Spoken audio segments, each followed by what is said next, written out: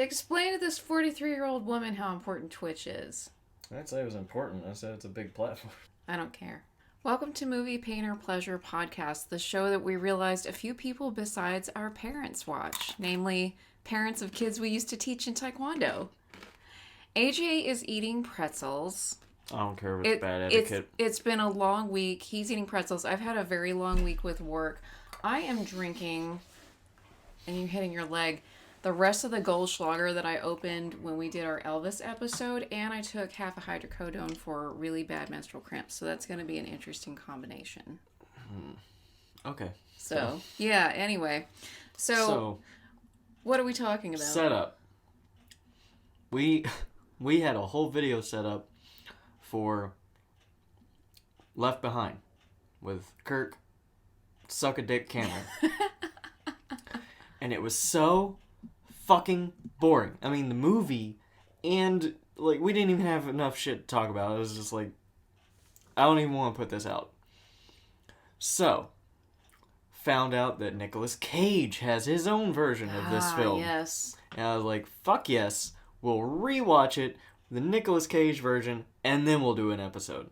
Because it's gotta be better. It's Nicolas Cage. And surprisingly enough, it is better, but he's not being his caginess. No. He's just... It's actually a decent disaster movie. So, can I talk about my theme outfit, though? Because sometimes I like to wear a theme outfit for shows that we cover, and t-shirt doesn't mean anything, but I've got this cross necklace that my parents got me in Ireland, and I have these ghost earrings that I've had since I was a child to represent the Holy Ghost. And we're recording this the day before Halloween, so it falls right in. And then I also have this vintage Virgin Mary ring that my mom got in Catholic school in the 50s or the 60s. So since we're talking about a Christian movie, and Catholics are Christians, by the way, and for all still, you dumb West Texas rednecks who don't know the difference. I love you, but come on. When we're recording this, it's still the end of October, so the ghosts are scary. And the Catholic Church is terrifying. So. Oh, yeah, and the 2014 Left Behind actually does play out as a pretty decent horror movie. So, yes. So, okay. You take over. I want to drink my Goldschlager. Picture this. There's a film that includes global takeover, bombs exploding overhead, and people disappearing from the earth. Then there's another movie with just people disappearing from the earth. Which one sounds more interesting? Turns out, it's the one without the bombs and the Antichrist. Somehow. Amazingly, yes. So it feels like someone was smart. They were like, Left Behind was awful, but maybe we can reuse just the name and basically make it about, we'll still make it the Rapture, but we're not going to be super like gung-ho about talking about Jesus and stuff. And Jesus is bad for PR. There's still insinuations that you find in Christian movies, but it's not like... It's like they didn't want to talk about, like, the actual, like, you better believe in Jesus. They just sort of, like... Yeah, the first one's very proselytizy, which I've talked before in podcasts about in a boring way, my aversion to proselytizing Christians. I have no problem with Christianity or Christ himself. I have a lot of problem with modern-day Christians. So, a lot of problems, plural, with modern-day Christians that I won't get into in this one. And one of them is just pushing it down people's throats until they gag on it, and being so judgmental and hateful and bigoted. And so we get, in the first movie, the 2001 Left Behind, we get Kirk Cameron's smarmy ass doing a monologue at the beginning and at the end. Now, if you want full-fledged Kirk Cameron Christian insanity, I recommend Saving Christmas, which is always free on Amazon Prime because it's just a shit show. Which he was already practicing his condescending, I know everything voice in that opening to Left Behind. I was like, no, that's where you're wrong. That's his entire personality in Saving Christmas. Or watch our episode on it. It's not great, but... No, the episode's funny. God, Jesus would slap the shit out of him. I feel like if he met him in real life. So anyway. So there's that one, and it's boring. And our episode ended up being boring, too, because we just didn't... We could make fun of it. It was a bad movie, but we didn't even have fun with it. It wasn't even a fun hate watch. Okay, fun hate watch. God's Not Dead. There's some really great Christian movies out there to either just kind of enjoy because they're actually good movies, or to hate watch, guilty pleasure. And Left Behind 2001 was not one of them. The 2014 one just slides into guilty pleasure. Yeah, it was fun. I liked it. I wouldn't hate watching it again eventually, but I'm not going to go like, oh my god, that was a great ride. But it was still way better. Okay, so... It was a better disaster movie than Moonfall, which made me so angry. Yeah. So all the stuff about Israel and the confusing things about Jews having a whatever or not having a whatever, all that shit's gone. It's just Nicolas Cage's daughter is coming back into town. She meets Buck Williams, who sounds like a fake fucking porn name or something, who is still an investigative journalist, although I don't know why he's controversial. He seems to be controversial in this world to Christians, but I don't know why. And he's played by Chad Michael Murray, which, like... Well, talk about your theory about all the people who showed up in this movie. Leah Thompson is Nicolas Cage's wife. He's the pilot character who was he was a main character in the first one, but this one is all about the pilot character. Yeah, there's a few legitimate actors, and I was like, are they all, like, having tax issues? Like, we all know that Nicolas Cage had some tax and debt issues. And luckily he's gotten past that. Now he's just doing whatever the fuck he wants, and it's awesome. But this is back in the tax days. He's still doing a good job. But yeah, he is. So I'm wondering if that's like everybody in this movie. Because I haven't seen Chad Michael Murray in anything since One Tree Hill. And I just... like, what the fuck happened? And then there were maybe 2 or 3 other, like, small-time actors that I recall. I'm like... You're at least good for a TV spot. Why are you in this shit? Yeah, Leah Thompson, I was kind of surprised. She was the mom in the Back to the Future movies, and she had a big career in the 80s. And I wonder with her, though, if she was falling under the Hollywood thing of, like, you're not 25 and hot anymore. Fuck you. You don't get roles anymore. So maybe she is trying to take what she can get. Maybe. Okay, so, quick thing. Finish the setup. Nicolas Cage's daughter's in town. It's her birthday. She's going to surprise her dad. Or it's her dad's birthday. I don't remember. It's her dad's birthday. I don't give a shit. Fuck his birthday. Kinda. But he has to work, so she's like, well, I guess I'll sit around at the fucking airline until he shows up. Talks to him very casually about him, like, seeing another woman that happens to work as an airline stewardess. But, like, also hating on her mom, and him trying to console her. It was all very kind of weird and awkward. So Jesus is a homewrecker, basically. Yeah, Jesus is getting in that marriage and just wrecking shit up. Wedging himself right in between the sheets of their marriage. So Leah Thompson's character, the mother, like the mother in the first movie, is a devout Christian. And she goes about it the wrong way. Now, again, I have a huge bias against people who proselytize and try to win people over. Let's just put that out there that I'm biased anyway. But she has a long conversation with her daughter, and it's just like needling and pushing, like, well, I really wish you would believe. I wish you would understand, blah, blah, blah. You can't force anybody either way. I wouldn't want somebody who's an atheist to say, well, Melanie, I just want you to not, feel this way or that way. Yeah, I don't believe in conversion of any kind. But an atheist would never say to you, well, I felt that the nothingness brought you to me. Yes, she was like, well, God brought you to me on this trip. She's like, no, I bought the airplane ticket. And I planned this. Yeah. You're setting the bar real low. God, please let the sun come up tomorrow. Oh, look at that. But there might be a day where the sun doesn't come up. So you need to thank God. You need to thank God every day. So they've set up that she kind of pushes religion on her husband, Nicolas Cage, and her daughter. And the daughter actually has a confrontation in the airport with a woman who tries to proselytize to Chad Michael Murray's character. And she was insufferable. Which one? The woman trying to push the Bible? Yeah, the cunt with the Bible. Edit that out. But she deserves it. So, okay. I guess my takeaway is if you can believe in Jesus and if you follow the teachings of Jesus and are good to people, then good for you. But please, do not try to bully people into believing what you believe. So this woman was kind of trying to say, well, aren't the signs you're seeing, like war and famine and all this stuff, a sign of the end times? So I wish they had foreshadowing. gotten a little more specific.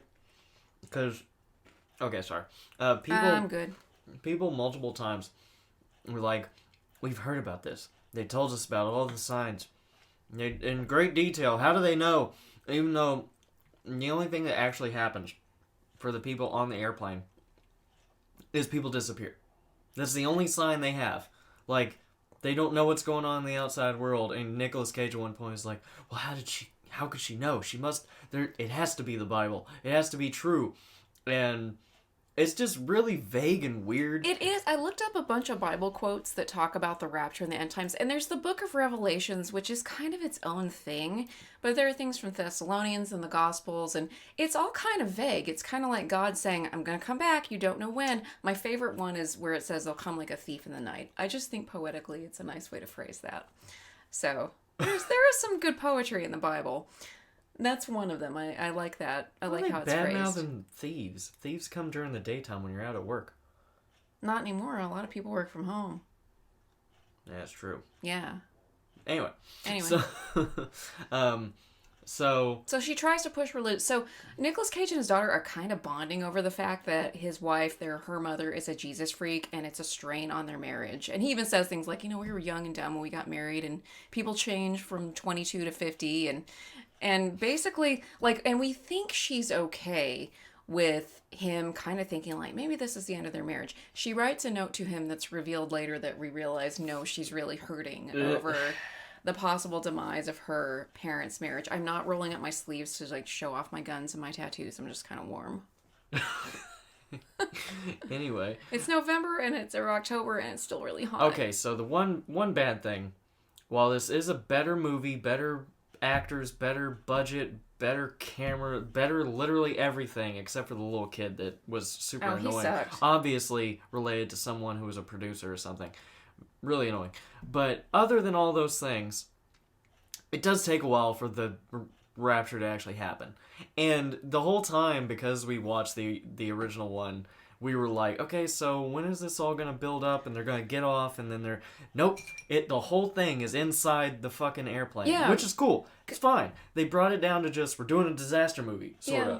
Sort of, but it was kind of like, in the first one, it started almost too early, immediately. There's shit coming down from the sky, and people disappear. And in the second one, 32 minutes in, you're waiting, because you know it's coming, like, okay, people are on the plane, they're out and among the world, but when it comes...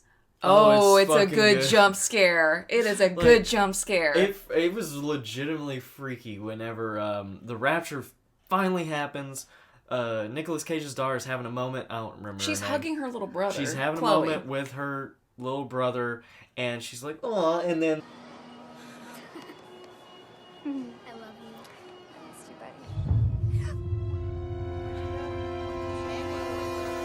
buddy. And immediately chaos. People are screaming. There's looting. There's car accidents. Small Cessnas are crashing from the skies. yeah, I was like, "Holy shit! This looks like Final Destination." Fuck yeah! Yeah, so what we liked about this one is that it showed more of the ramifications of what happens when millions of people disappear. Like cars crashing and planes not having pilots. And I guess Nicolas Cage wasn't right with God because he's still there. Yeah. Let's see. Do we know who left? All the children, because children are pure, don't know what the cutoff date is. There's some shit kids out there, though. I mean, Bart Simpson wouldn't be raptured. Well, yeah, but whatever. Anyway. There's one old man that disappears off the plane, and one stewardess. Everybody else, even the faithful, who are of other religions. Yes, let's talk about this for a minute. It's weirdly subtle, but also, still some of the racism that you see. Xenophobic. Yeah, okay, so in Christian movies, you made a comment that and we've watched a lot of Christian movies, there's always about rich white people. Always. Almost always. Now, we watched a really good one. This is one of my recommendations, is God Calling, which is a Nigerian Christian movie, and it's super rich black people.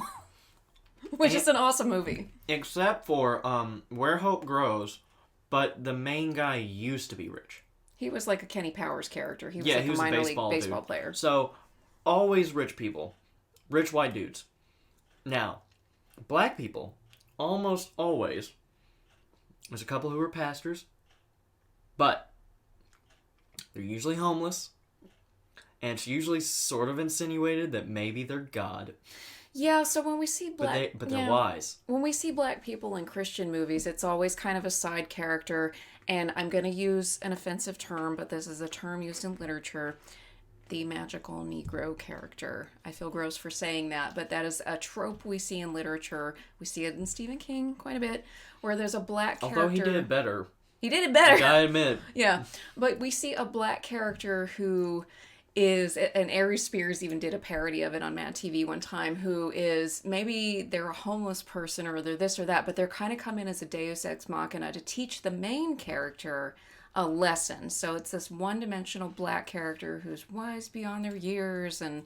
But for some reason, they're like, look, God will come into your life and he'll make life better. And it always works out for the white people. They got money, they got their friends, they got their family, and that black guy's still homeless. So screw the homeless black people. So also, let's talk about other races and ethnicities and cultures we see in Christian movies, and that's Muslims. So in Left Behind 2014, we mostly focus on the first class passengers, which Buck had a black guy working with him, and he disappeared. So I guess he was right with Jesus. Yeah. So there's a character who we looked at the credits. He only gets a first name. Yes. I'm gonna pause for a second. There's another type of black person that exists in these movies, and we saw them for a second. Oh, it's at the mall right before the rapture happened. So, Nicolas Cage's daughter is going to the mall and doing what you do, which is apparently watching a group of 6 black dudes do hip-hop dancing. It's really bad music. Very bad music. This music was made by a white man, for sure, who just has GarageBand on his computer. Was not good beatboxing, nothing.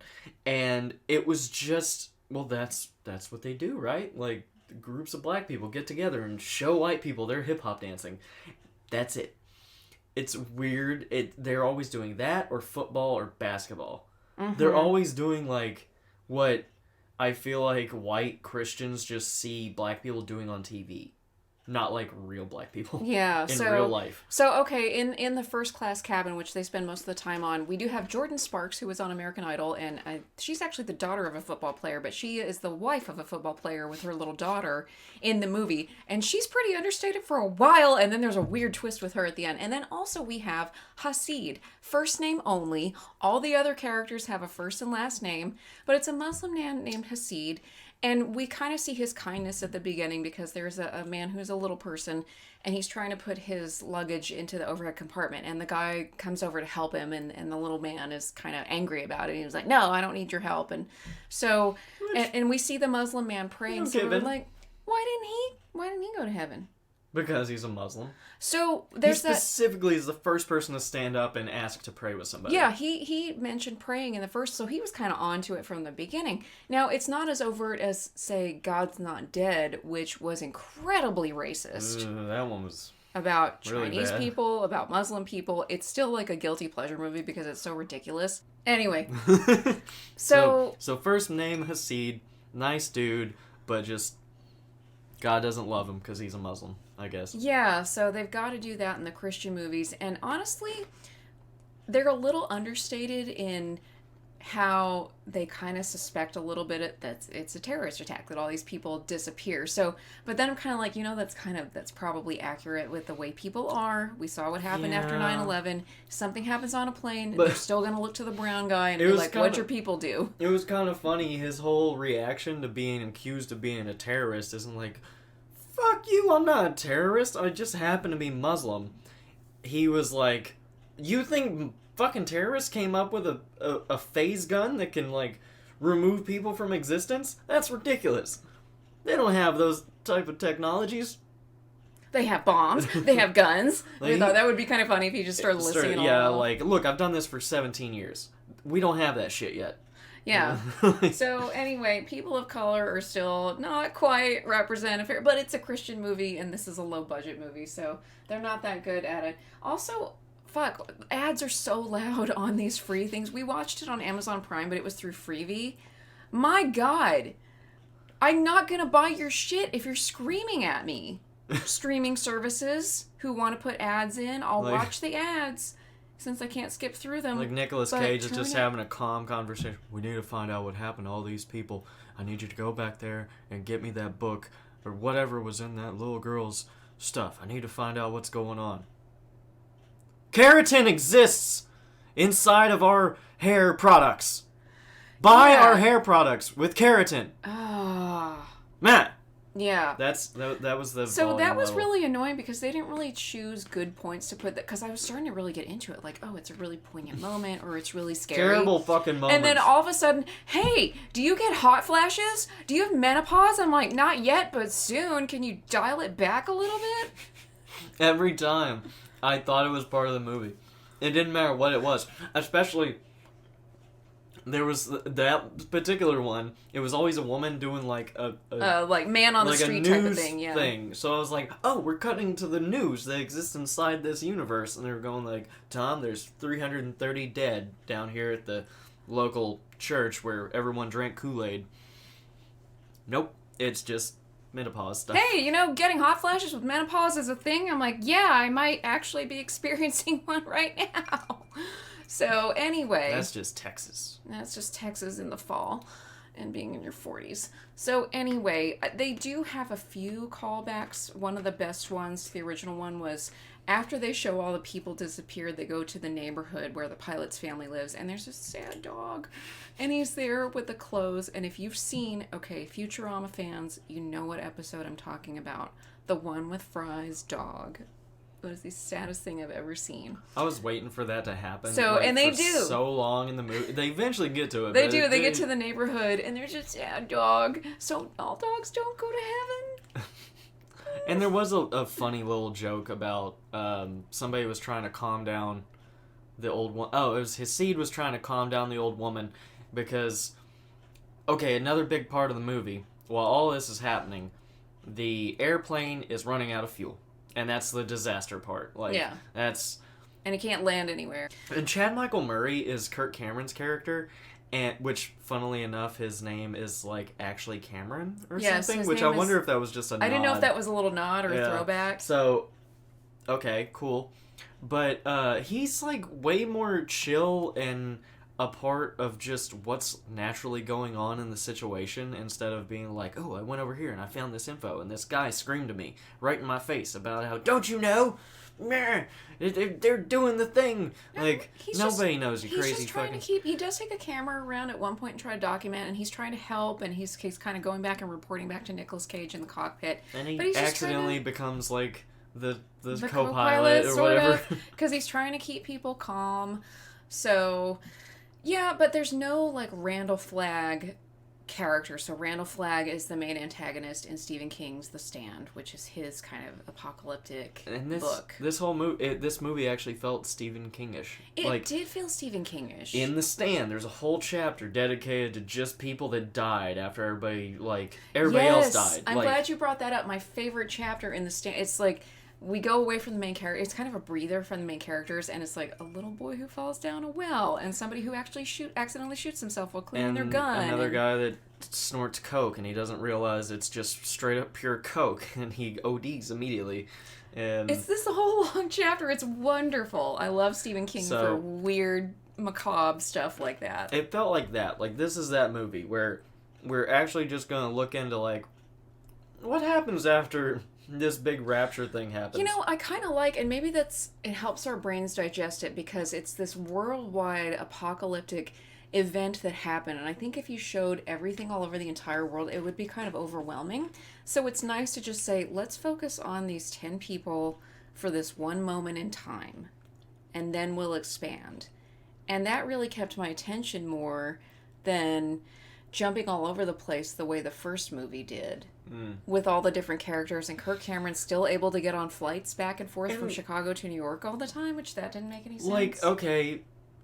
Landing an airplane with no airport and no fuel was way more interesting than all the other shit you could have told me about. You could maybe make it sound cool, there's an antichrist and there's a plot to grow grain. That's maybe not so interesting.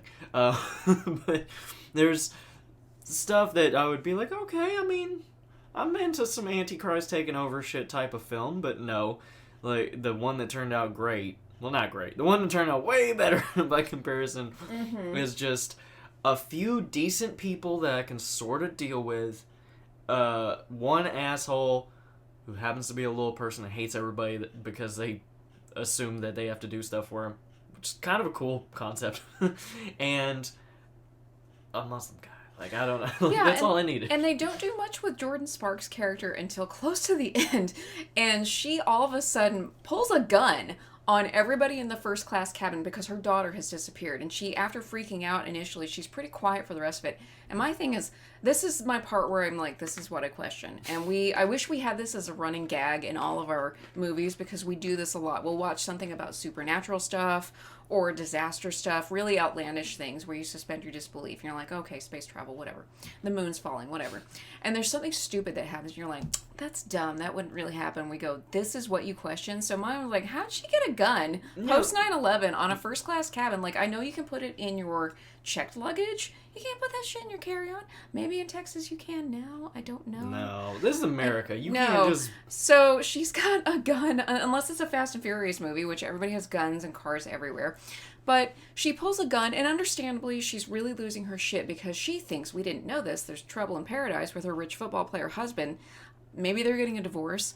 And she thought that she fell asleep, the plane landed, they took her daughter, they took all these people, and her rich football player husband paid all of them to pretend that this is happening. So it was it was pretty tense for a moment because she's like, I'm gonna shoot all you motherfuckers! Give me back my daughter! And I'm like, oh god, you're in a pressurized cabin! Stop it! What? And I had a lot of moments with this movie where I was like, oh crap! The small dude was like, that doesn't make any sense. She's like, well, it makes sense if I shot you in the fucking face! And I'm like, damn! Damn! Let's not. And then he goes and hides behind another dude. Yes, he goes a guy and like grabs his head and puts his head in front of his head. So that was pretty good. The way that I'm like, okay, they gave her a little something to do. So all right. Okay, so there's a decent movie that could have existed inside of this overblown, annoying as fuck proselytizing existence of a film. And it just had to be about landing a plane. Yeah, and the landing of the plane, if we're talking about disasters movies, was pretty freaking cool. It was pretty good. So Chloe gets a motorcycle. She is Nicolas Cage's daughter, and I'm sitting there going like, I wouldn't know how to drive a motorcycle or anything. It's the apocalypse. You better figure things out. Now she's a thief. I mean, she came like a thief in the night. She's damned and she's a thief. Well, I mean, if you're left behind with the rapture, I feel like there would be two people. One would be like, oh, I better get right with my God and pray and be kind to people. And then there would be the other type like, well, didn't make it in the first round. Let's pose the question now because this is a question. You want to ask the question that we want to... What would you do if you got left behind? Put it in the comments on our Instagram, Movie Pain and Pleasure Podcast, or YouTube. Like, let's say, okay, this is America. They misrepresent the percentage in the film, both films. This is like 70% Christian. Like, our country is something like close to that. That means close to 70% of people. I'm sure there's some bad apples in there. There's a lot of bad apples, but there would be some that are fake that would just get left. Like Joel Osteen. Assuming the only thing you gotta do is accept Jesus. You could be an asshole in every other way. If you can be a great person, but you're Muslim and you get left behind, then then that means that like all you have to do is believe in Jesus, which they totally do. But nobody seems to understand that. And then 70% of America's gone. Only 30% left. What are you gonna do? You gonna like go to the nearest drug dealer's house that you happen to know of, which who knows that? But, I would steal the good shit. Or are you gonna like collect all the things you never got to, or are you gonna eat yourself to death? Or are you gonna get right with the Lord and pray and try to help humanity? I would steal. I would do all the drugs I could find. I would drink myself to death. So I would probably... There's a reason why I would be left behind, and I wouldn't make good on it. I'd probably finally get into smoking pot. Good. And because I don't do that, but... And I would move back out to Mineral Wells, very country, where I feel like I could survive off the land. there's like next to where I live, there's like 400 acres of land, green grass, covered in cows. And you got all that mineral water. I got a well, I got food, and I got water. Like, I'm good. I'm gonna go out there, chill, learn how to play a banjo. I'm set. I would die immediately because I'd be like, my iPhone battery's dead. Meh. And I would just die immediately. No more lines anywhere. I get all the things that I want. I can go get, like, books on survival from the library. I'm good. It's probably a good thing I'm not propagating the human race because I would be useful. I'd be like, the water is shut off. I don't know what to do. So yeah. They do have a nod to one of the original things in the movie, which was a pastor friend of the pilot is left behind. And I do like that they address that in the original movie. He's so angry, and he's talking to God, and he's just like, why was I left behind? And he kind of stomps off, and he says, believing and knowing are two different things. I actually thought they did that better in the first movie than the second movie. I agree, except for one thing. Can I have one of your pretzels? Thank you. So, yes, it's that's better because he really never answers, like, why are you still here then? He just, like, I don't know. You tell me. I don't fucking know. There is one line that I was like, that's pretty good. And that's when he's like... About the first one? No, the second one. After Nicolas Cage's daughter finds out that he's there and...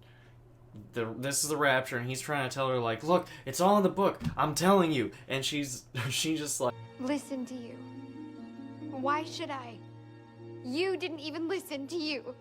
That's pretty good. And I like her because she confronts a woman in the airport who's proselytizing. She's also like, what kind of God would allow this? And between, like, from 2016 on, I find myself asking that question a lot.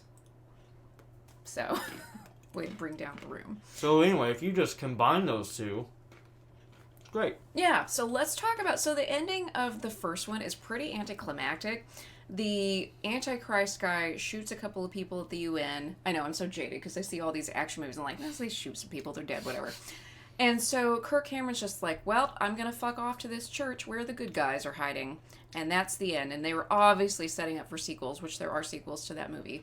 And maybe that's how the book ends, but in the new one... Well, and then, not just that, he like, walks away, and he monologues over the thing, and is just like, well, 7 years are gonna suck.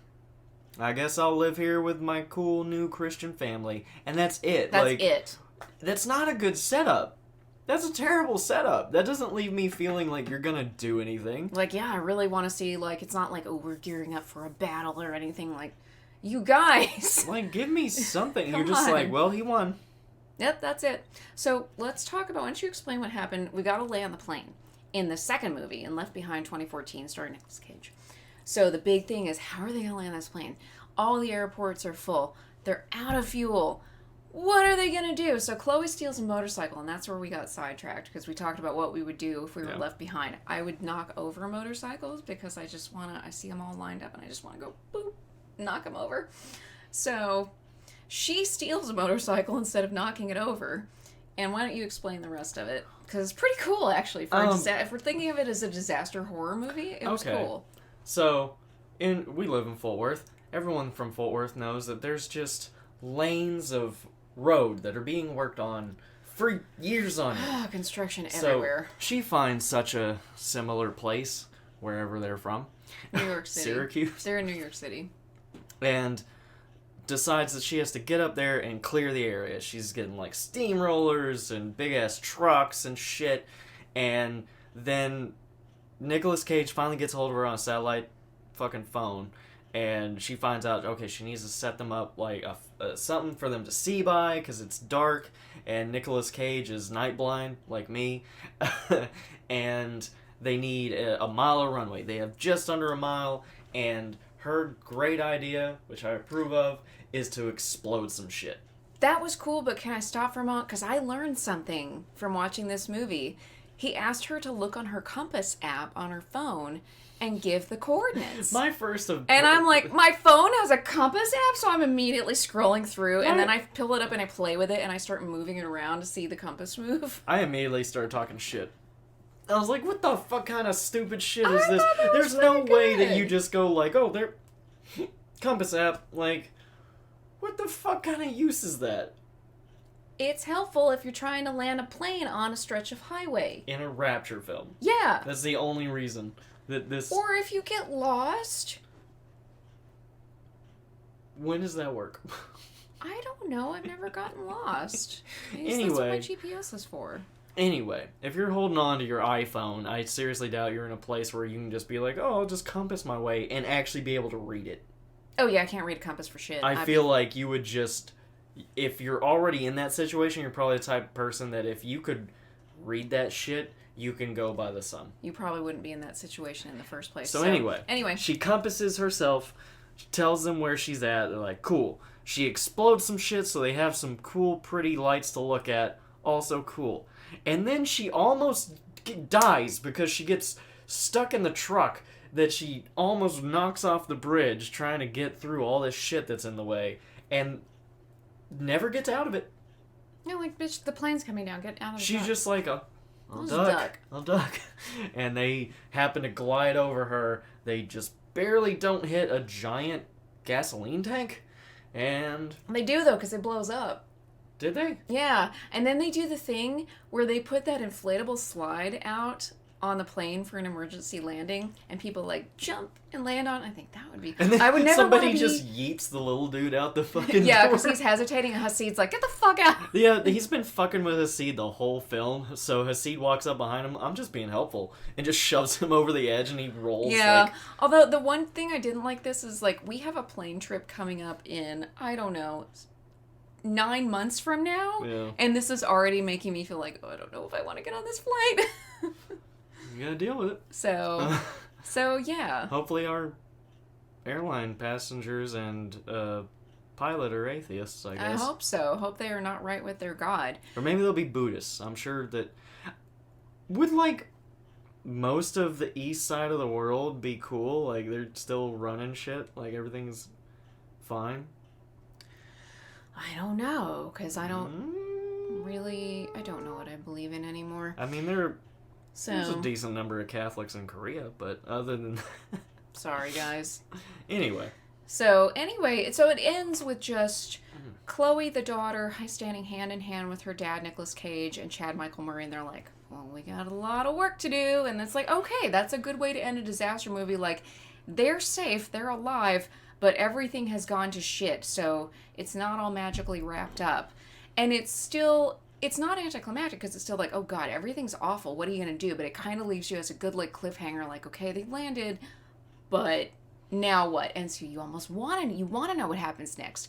In the first one, I was like, meh, I don't care. This time, if they had a sequel, I would totally watch that shit, because I feel like if they got Nicolas Cage and all these people together, then maybe they could get like a decent Satan person, whatever, Antichrist. A decent Antichrist, yeah. In the first one, I barely even knew the dude was the Antichrist. Like, he was just like doing a vague Russian accent for no particular reason, and then at the very end, he's like, oh no, wouldn't it be terrible if you shot yourself? And he shot a dude in the face, and everybody was like, oh no, he shot himself. How like, terribly bad. That's like the only insinuation that he's the Antichrist that we really get. And I don't understand. Again, I said this in the other video, I'm not putting up, I don't think, I don't get Christians being terrified of Jews and Muslims getting along. Yeah, that was the thing in the first one, like, they're going to build a temple there, and the Muslims are never going to go for it. Oh, yeah, they're totally cool with it. No! Well, yeah, very weird.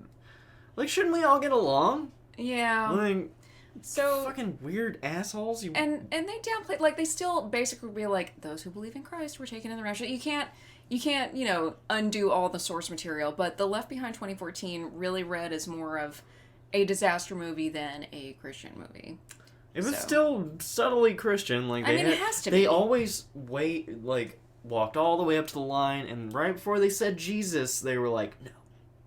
But, it's there. It's because people believed in Jesus, and if you didn't believe in Jesus, that's why you're still here. We didn't say Muslims were bad, but we said they weren't worth taking to the rapture. Huh?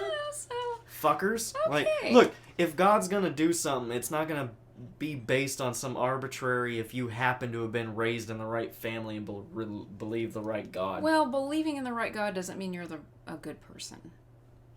Like, what happens to all the people in all the rest of the world that's not super Christian? What happens to, like, the tribes that we leave the fuck alone and they've never even heard of Christianity? They're just fucked just because? I hope those motherfuckers from the Sentinel Island end up in heaven or wherever in the afterlife so I can just, like, watch them from afar and be like, I want to see how crazy they are. These guys are awesome. They were just protecting their place. Yeah, so the Sentinel Island is this island off the coast of India, and these people have been there for, like, 60,000 years. They're all, I think, kind of inbred. But they're you know, they're good. They live off the land. They hunt. They fish. They wear loincloths and stuff. And they kill Christians that come and bother them. Yeah, there was this one guy, and I'm sorry, he was a real human being with family who loved him who died. That is a tragedy and also a comedy because he wanted to, it was this American guy, so of course, he wanted to, like, charter a boat to India, and even the Indians were like, dude, you need to stay the fuck away. We'll sell you this boat, but we're not responsible for what you do. So he wanted to go and preach to these people on the Sentinel Island. He was like, Jesus loves you. So first they took arrows. They've shot arrows at helicopters before and drones because they're like, fuck off. I love these people. His Bible. They shot his Bible. And then they shot him. And I don't know what they did with his body. But he's dead. And you play stupid games, you win stupid prizes. So don't proselytize. If you love Jesus, act the way Jesus acted. Be good to people. Picture Rambo. Don't be hateful. From, like, 2009, whenever that was. Like, Rambo 4. When all those church-going, what do you call them? The Bible thumpers, yeah, missionaries. When he saves the missionaries, he's like, don't fucking go down there, and they're like, oh, we're going down there, and he's like, okay, you're gonna die. It was the fourth Rambo and then movie. He had to go save them all. Yeah. Picture that, but no Rambo. Yeah, no Rambo. Anyway. So anyway, I could go on about my weird relationship with Christianity for a long time, but no one wants to hear that. So let's talk about recommendations. And since we're doing kind of a do-over episode, let's talk about our recommendations from the first Left Behind. So do you want to start with yours? I have them written down. The Stand? Yes, The Stand. That's the biggest one. Watch The Stand from the 90s. I don't know anything about the NBC one. It didn't look good to me. The 90s one was pretty good. With Gary Sinise. And yeah, that was read good. the book. Oh, yeah. There's so much more in the book. Like, stupid amounts more. The chapter we talked about where people die in random ways? Yes. And I like that God's very, like, hands-offy in that story. Like, it's acceptable for the... Yeah. It's a little weird, but it's, like, more acceptable. It's more, secular, I guess. Mm-hmm. He's a secular God. That one, This Is the End, which is a great take on the rapture. That is actually has a better moral of just being there for other people just for the sake of it. That's how you become a good person and whatnot. And I don't know what else I had. I can't read that. Rapturepalooza. Oh, Rapturepalooza. I'm gonna stick it in your booty, girl. Rapturepalooza is really funny, and it's actually about, like, more revelations and stuff, too. Yeah. Like, there's the locusts with the face of humans, and they talk mad shit to everybody. The crows talk shit to people, and it's really fun. Talk about the devil. Oh, Craig Robertson? Craig Robertson is amazing. As Satan himself. Yes. And Ken Jeong is Jesus. Yes. So. And there's another Stephen King one that you recommended about a plane and people disappearing. I keep forgetting. Langoliers. Langoliers is not entirely on a plane, but very similar. People disappear on an aircraft, and weird shit happens when these people land. And they try to figure out what's going on. It's sort of a mystery the whole time, and there's a weird destruction of the Earth after because it's in the past. It's very strange. Stephen King. The CGI is terrible. Some of the acting is way over the top, but it's a lot of fun. Yeah, so maybe you should read it instead. So I've got a few. So if you want to see an accurate depiction of religion, watch this Netflix limited series, Midnight Mass. If you want just some fucked up fever dream, just go to the original source and read the Book of Revelations. Also, if you want Kirk Cameron and his most Kirk Cameron, watch Saving Christmas or watch our episode on Saving Christmas. And I've also got a few others. I mentioned one earlier. It's a Nigerian Christian film called God Calling, and it's actually really good. It's weird at the end, but whatever. But it's actually got some really good characters in it and a good story. The HBO series The Righteous Gemstones with John Goodman and Danny McBride. Yes. Also, I've got one more. The Twilight Zone from the 1960s, because honestly, I think you could do this in a 30-minute episode and be just as mind-blowing. So, and then you had one at the beginning, you said it made you think about Lost in Translation. Maybe it's because it was about flying and traveling and... No. You said it because I wrote it down. I said it makes me want to watch Lost in Translation. Oh, okay. So what did you mean by that? I don't know. It made me want to watch Lost in Translation. Just to watch a better movie? I just felt like watching Lost in Translation. Should we watch Lost in Translation? Maybe. It's way better than this fucking movie, even though it is a guilty pleasure. So, comment on our Instagram, Movie Pain or Pleasure Podcast, or on YouTube. What would you do if you were left behind? And if you are left behind and you want to follow a benevolent antichrist like myself and join our cult and be my victim, you can do that by watching us on YouTube, Twitch, Discord. I don't know how that works. You can listen to us on Anchor, Spotify, iTunes, and follow us on Instagram at Movie Pain or Pleasure Podcast. Jesus loves you. But Kirk Cameron doesn't.